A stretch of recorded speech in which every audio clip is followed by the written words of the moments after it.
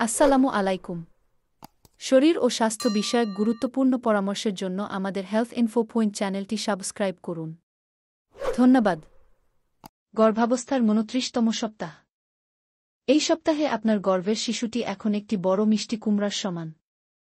এই পর্যায়ে শিশুর ওজন দ্রুত বৃদ্ধি পাবে এবং শেষ মুহূর্তে বিকাশ সম্পন্ন হবে। আপনার গর্ভাবস্থার এখন ৭ মাস ১ সপ্তাহ চলছে। আপনি এখন তৃতীয় ত্রৈমাসিকে আছেন। আর বাকি আছে মাত্র ১১ সপ্তাহ।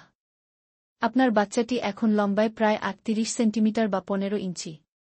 ওজন প্রায় ১ কেজি ২০ গ্রাম হয়েছে। আপনার শিশুর এই সপ্তাহে কি পরিবর্তন হচ্ছে? মস্তিষ্কের গঠন। এই সপ্তাহে শিশুর মস্তিষ্কের গঠন ও কার্যকারিতা দ্রুত উন্নতি করছে। নিউরনের সংখ্যা বেড়ে যাচ্ছে এবং মস্তিষ্কে ভাঁজ বা ঘুফোল্ড তৈরি হচ্ছে, যা ভবিষ্যতে শেখা ও স্মৃতির জন্য গুরুত্বপূর্ণ। তাপমাত্রা নিয়ন্ত্রণ। এখন থেকে শিশুর মস্তিষ্ক নিজে থেকে শরীরের তাপমাত্রা নিয়ন্ত্রণ করতে শুরু করছে, এটি এক বিশাল উন্নয়ন। ফুসফুসের পরিপক্কতা। শিশুর ফুসফুসে এখন সারফ্যাক্ট্যান্ট তৈরি হচ্ছে, এটি এমন এক পদার্থ যা জন্মের পরে প্রথম নিঃশ্বাস নিতে সাহায্য করে। এখনও সে পুরোপুরি প্রস্তুত না হলেও পথটা অনেকটাই পার হয়ে এসেছে। চোখের গঠন ও দৃষ্টি। শিশুর চোখ এখন আলোর প্রতিক্রিয়ায় খুলছে ও বন্ধ হচ্ছে। সে এখন আলোর উজ্জ্বলতা বুঝতে পারে এবং চোখ সরাতেও পারে। ঘুমের সময়সূচি। সে এখন নিয়মিত ঘুমাচ্ছে এবং তার র্যাম র্যাপিড মুভমেন্ট ঘুম শুরু হয়েছে, যেটি স্বপ্ন দেখার পর্যায়ে। শিশুর দাঁত তৈরি হচ্ছে। তার মাড়ির নিচে এখন শুধু দুধ দাঁতের মূল গঠনই নয়, দুধ দাঁতের নিচে ভবিষ্যতের পার্মানেন্ট দাঁতের গঠনও শুরু হয়েছে, জন্মের পর যেগুলো দুধ দাঁতের পরে বের হবে। এই সপ্তাহে আপনার শরীরের কি পরিবর্তন হচ্ছে? পেট আরও ভারী ও নিচের দিকে ঝুলে আসছে। ঘন ঘন প্রস্রাবের চাপ বেড়েছে, কারণ গর্ভাশয় নিচের দিকে প্রসারিত হয়ে মূত্রাশয়ের উপর চাপ সৃষ্টি করছে। ঘুমের সমস্যা বেড়ে যেতে পারে, পেটের আকার, পিঠব্যথা কিংবা পায়ের ক্র্যাম্পের কারণে। শ্বাস নিতে কষ্ট হতে পারে, বিশেষ করে সিঁড়ি উঠলে বা দ্রুত হাঁটলে। স্তনে অল্প অল্প দুধের মতো তরল কলস্ট্রাম দেখা যেতে পারে, যা নবজাতকের প্রথম খাবার হিসেবে কাজ করবে।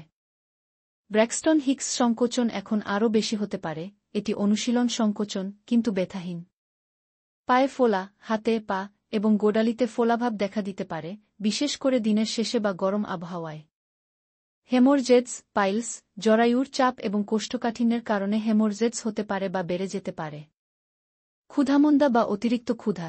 কিছু মহিলার এই সময়ে ক্ষুধা কমে যেতে পারে, আবার কিছু মহিলার ক্ষুধা খুব বেশি বাড়তে পারে। এই সময়ে করণীয়: শিশুর নড়াচড়া গণনা কেক কাউন্ট। আপনার শিশুর নড়াচড়ার ধরন সম্পর্কে সচেতন থাকুন। ডাক্তাররা সাধারণত এই সময় থেকে কিক কাউন্ট পদ্ধতি অনুসরণ করার পরামর্শ দেন। যদি নড়াচড়া কমে যায় বা অস্বাভাবিক মনে হয়, অবিলম্বে আপনার ডাক্তারের সাথে যোগাযোগ করুন। সুষম খাদ্য ও পর্যাপ্ত পানি। পুষ্টিকর ও সুষম খাবার খান এবং প্রচুর পরিমাণে পানি পান করুন। এটি কোষ্ঠকাঠিন্য ও ডিহাইড্রেশন কমাতে সাহায্য করবে। হালকা ব্যায়াম। ডাক্তারের পরামর্শ অনুযায়ী নিরাপদ হালকা ব্যায়াম চালিয়ে যান। হাঁটা বা সাঁতার পিঠে ব্যথা এবং ফোলাভাব কমাতে সাহায্য করতে পারে। পর্যাপ্ত বিশ্রাম নিন। একটু পরপর বিশ্রাম নিলে পা ও কোমরের ব্যথা কমে। বাম দিকে কাত হয়ে ঘুমানো অনুশীলন করুন, এতে গর্ভে রক্ত সঞ্চালন ঠিক থাকে। খাবারে আয়রন, ক্যালসিয়াম ও প্রোটিন নিশ্চিত করুন। ব্রেইন গঠনের জন্য এই তিনটি খুবই জরুরি। ওজন নজরদারি করুন। ওজন হঠাৎ বেড়ে গেলে বা পামুক ফুলে গেলে ডাক্তারের সাথে কথা বলুন। প্রসব পরিকল্পনা নিয়ে স্বামীর সঙ্গে কথা বলুন। Normal, caesar, skin to skin contact, breastfeeding এসব নিয়ে প্রস্তুতি নিন। বাবার জন্য পরামর্শ। এই সময় মা মানসিকভাবে একটু বেশি আবেগপ্রবণ হতে পারেন। সহানুভূতি, যত্ন ও সাপোর্ট দিন। শিশুর প্রয়োজনীয় জামাকাপড়, ডায়াপার, খাট ইত্যাদি কেনাকাটার তালিকা তৈরি করুন। হাসপাতালে যাওয়ার প্রস্তুতি, হসপিটাল ব্যাগ এখন থেকেই শুরু করা যায়। গর্ভকালীন শেষ সময়টা নিরাপদ রাখতে ঘরেও কিছু পরিবর্তন আনুন, যেমন বেশি আলো, কম শব্দ এমন পরিবেশ তৈরি করুন। গুরুত্বপূর্ণ সতর্কতা: শিশুর নড়াচড়া প্রতিদিন একবার হলেও গুনে দেখুন। যদি বাচ্চার নড়াচড়া হঠাৎ কমে যায়, যোনিপথে পানি বা রক্তপাত হয়, বা তীব্র ব্যথা অনুভব করেন, অবিলম্বে চিকিৎসকের পরামর্শ নিন। প্রিয় মা, আপনি এখন মাতৃত্বের এক গুরুত্বপূর্ণ ধাপে দাঁড়িয়ে।